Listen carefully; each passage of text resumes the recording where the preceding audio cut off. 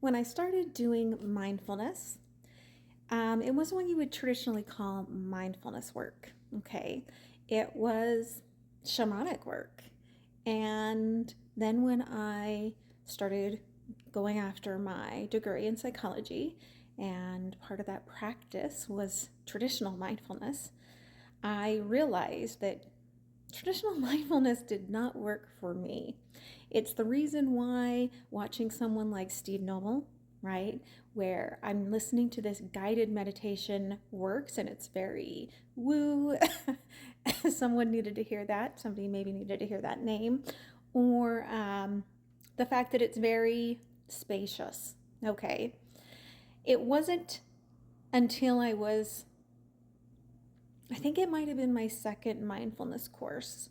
And the instructor said to me, you know, you don't feel safe in your body. That is why when you go into traditional meditation, you are disassociating because you're going into your body.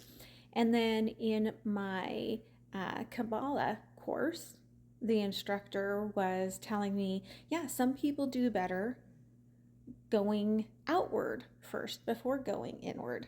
And I was like, oh, this is starting to make sense.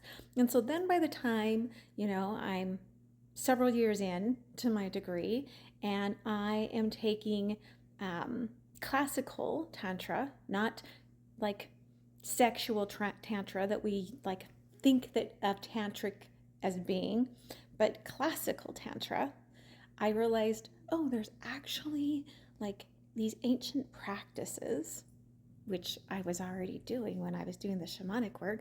There's actually these ancient practices where we are looking into the spaciousness. And in a way, that is connecting us to our bodies. And so there is not a one size fits all solution for mindfulness. And I think a lot of people need to hear that, especially those of us that are survivors of body-based trauma, okay, which can be a number of things. Body-based trauma can be a lot of different things, okay? So if you are feeling like when you try to sit and you're just supposed to not think and you're just supposed to be friends with your body and you're like, there's no way I can't do that, you might not be ready for that, okay? It's true. You may need to go outward before you can go inward.